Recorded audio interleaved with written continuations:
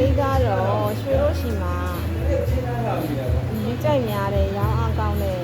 ကြောင်လေးပေါ့နော်ဒါလေးကအပြင်မှာကြည့်ကျင်တယ်လက်တွေ့ကြည့်ကျင်တယ်ဆိုရဲသူလေးကိုလေပြပြတာပေါ့နော်ဒါဘယ်လိုဖွဲ့စည်းထားရလဲဆိုတာကိုလေဒါကြောင်လေးကိုဒါအနိကရိုက်ပြထားအောင်နော်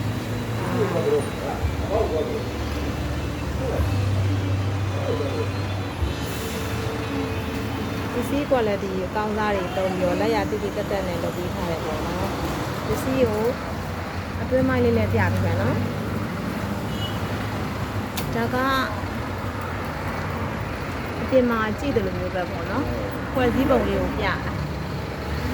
ဒီမှာဆိုလို့ရှိရင်လည်းပြင်ပြင်နာတင်ဝိတ်ခံနိုင်အောင်ထဲထဲမှာတန်းတောင်ကနှစ်တောင်ထည့်ပေးထားတယ်composite ပြားကလည်းရေးဆိုကအကူခံ composite ပြားနဲ့ဖြည့်ပေးထားတာဒါလည်းရပိုင်းလေးပေါ့နော်ဒါအပေါ်ကန်လေးပေါ့နော်အောက်ကန်လေးကိုလည်းပြမယ်အောက်ကန်လေး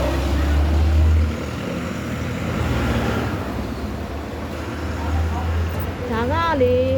ဓာတ်ပုံထဲမှာကြည့်ရတဲ့လေအပြင်မှာ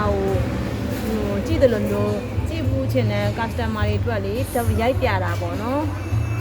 ဒီအောက်မှာလည်းဒီလိုမျိုးလေးပဲဖွဲ့စည်းထားတယ်နှစ်ကန့်ကိုဒါမှအောက်မှာရေစစ်ကန်ဒီကနေ့ရေစစ်ကန်လေးပါတယ်နော်ဒါရေစစ်ကန်လေးပေါ့နော်ဒါလေးက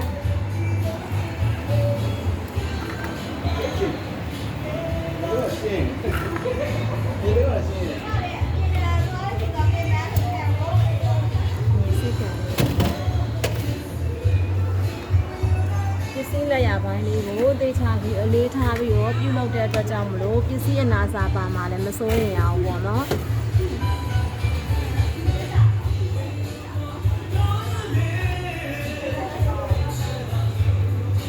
ပစ္စည်းကောင်းတွေကိုတုံးပြီးတော့ဖွဲ့စည်းပေးထားတာဖြစ်ပါတယ်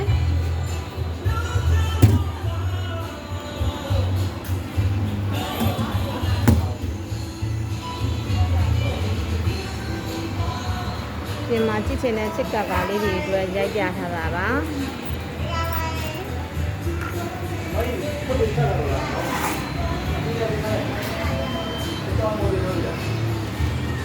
ဒါလေးကတော့ဘေးတိုက်ပုံလေးပါအခုနေဝယ်မယ်ဆိုရင်အခုချိန်ဈေးတက်နေပြီနော်အခုနေဝယ်မယ်ဆိုလို့ရှိရင်တော့အရင်ဈေးတိုက်ထားပေးပါတယ်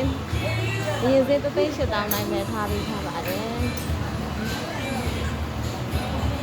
အမြင့်က4ပေခွဲရှိတယ်အလျားက2ပေခွဲရှိတယ်အနံက14လက်မှရှိပါတယ်